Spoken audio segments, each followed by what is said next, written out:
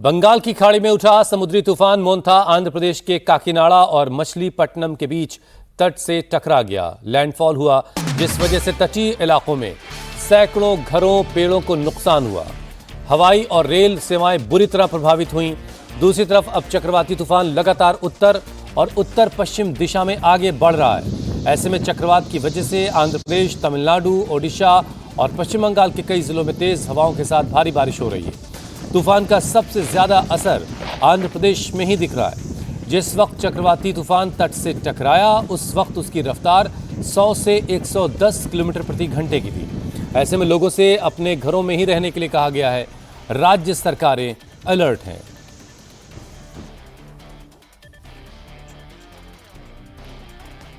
ये रात की तस्वीरें आप देख रहे हैं। जब लैंडफॉल हुआ उसके बाद कैसे तटीय इलाकों में नुकसान हुआ है। जगह जगह पेड़ उखड़ गए हैं। जो मकान कच्चे कमज़ोर थे उनको नुकसान हुआ है। लोगों से अपील की गई कि वो अपने घरों में रहें, बाहर ना निकलें और समंदर से दूर रहें। और ये आज सुबह की तस्वीर एक देखिए आप। आज सूरज के निकलने के बाद समंदर अब भी जो है समंदर की लहरें कितनी बेचैन हैं। समंदर में ऊंची ऊंची लहरें उठ रही हैं। भारी बारिश अब भी तटीय इलाकों में हो रही है और तकरीबन 90 से 100 किलोमीटर प्रति घंटे की रफ्तार से हवाएं अभी चल रही हैं। और ये आंध्र प्रदेश वो इलाका जहां सबसे ज़्यादा नुकसान हुआ है। सैकड़ों पेड़ उखड़ गए हैं, बड़ी संख्या में घरों को नुकसान हुआ है। हालांकि एनडीआरएफ, एसडीआरएफ की टीमें उन तमाम इलाकों में मौजूद हैं और लोगों तक राहत का सामान पहुंचाने की भी लगातार कोशिश हो रही है और लोगों को सुरक्षित जगहों पर भी पहुंचाया जा रहा है।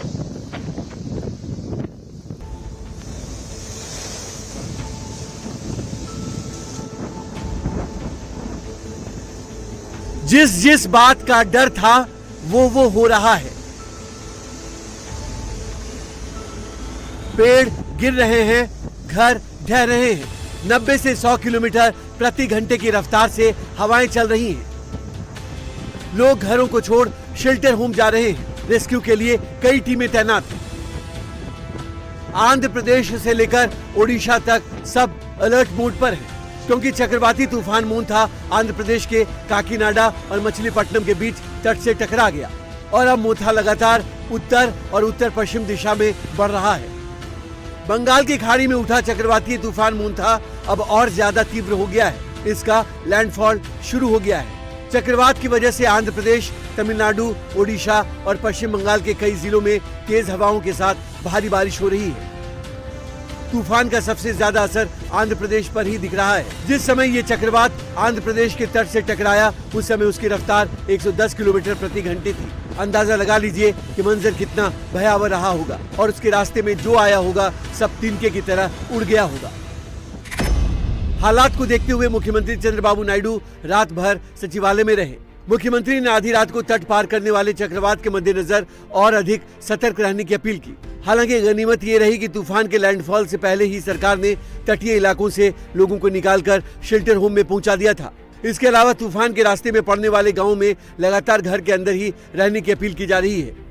समंदर की जो लहरें जो आपको दिख रही है ये सूचना कर रही है, ये सूचित कर रही है कि किस तरीके से जो है प्राकृतिक आपदा जब आती है तो किस तरीके से जो है आ सकती है। और इसीलिए अभी सरकार की तरफ से और अधिकारियों की तरफ से जो है पूरी तरीके से कोशिशें की जा रही है कि कैसे जो है जान का नुकसान कम से कम हो और माल के नुकसान को भी कम करने की कोशिश जरूर की जा रही है। लेकिन जाहिर तौर पर इस वक्त प्राथमिकता जान के नुकसान को कम से कम करने की है।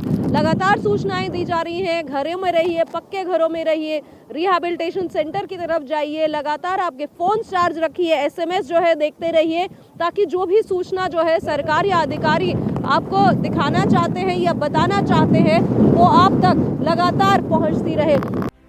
चक्रवात के असर से बचने के लिए सरकार ने 22 जिलों में 3174 शेल्टर होम्स बनाए हैं। तो दूसरी ओर आंध्र प्रदेश के विशाखापट्टनम, विजयवाड़ा और तिरुपति एयरपोर्ट की 52 फ्लाइट्स कैंसिल कर दी गई हैं।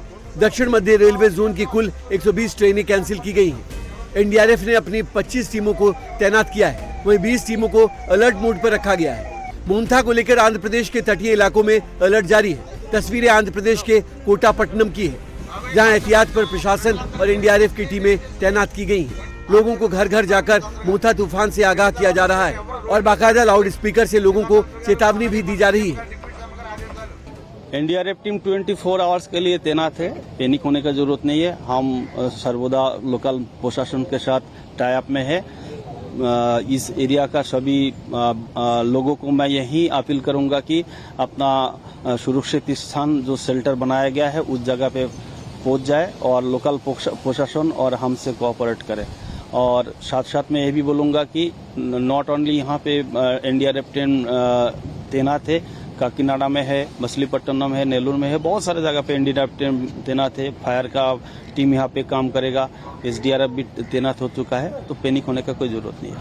ओडिशा में भी चक्रवाती तूफान मोंथा का असर दिखने लगा है। समंदर में हलचल बढ़ने से ओडिशा के गोपालपुर बंदरगाह पर लोगों की आवाजाही रोक दी गई है। लोगों को अपने घरों में ही रहने के लिए कहा गया है और कई जिलों में तूफान की वजह से रेड अलर्ट जारी किया गया है। मलकानगिरी, कोरापुट, नबरंगपुर, रायगढ़ में गंजपति, गंजम, कालाहांडी और कंधमाल में तूफान से निपटने की फुल तैयारी है। एनडीआर ओडीआरएफ की 140 रेस्क्यू टीम में 5000 से ज्यादा कर्मियों को तैनात किया गया है। 9 जिलों में स्कूल और आंगनबाड़ी 30 अक्टूबर तक बंद रहेंगे।